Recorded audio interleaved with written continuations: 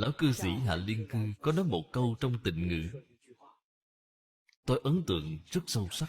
Ngài nói, các đồng tu Tịnh Tông chúng ta nếu như 3 năm không nói chuyện thì đảm bảo sẽ khai ngộ. Câu nói này rất có lý. 3 năm không nói chuyện thì khẩu nghiệp của bạn thanh tịnh.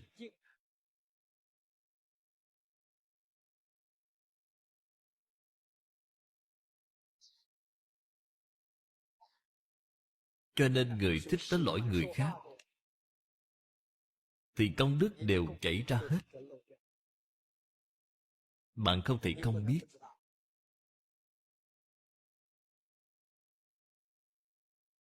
Nếu như đối với thế gian này, đối với chúng sanh, đặc biệt là thời đại này hiện nay, bạn tạo nghiệp đều là nghiệp địa ngục. Vì sao vậy? Vì cái xã hội này hiện nay, các bạn biết được là động loạn bất an. Tương lai ở trong lịch sử, đây là thời đại thiên hạ động loạn.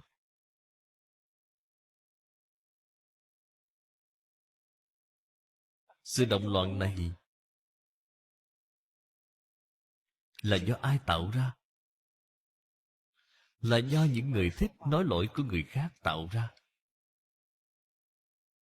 Bạn mỗi ngày phê bình người khác, mỗi ngày nói người này không đúng, người kia không đúng,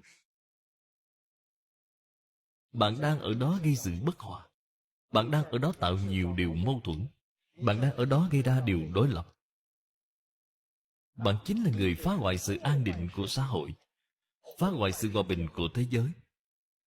Bạn làm cho tất cả chúng sanh trên toàn thế giới đều phải chịu khổ, chịu nạn. Mỗi ngày bạn phê bình người này, bạn phê bình người kia, bạn đã tạo tội rồi. Bạn nói người ta cũng đang phê bình, không sai, người ta cũng phê bình.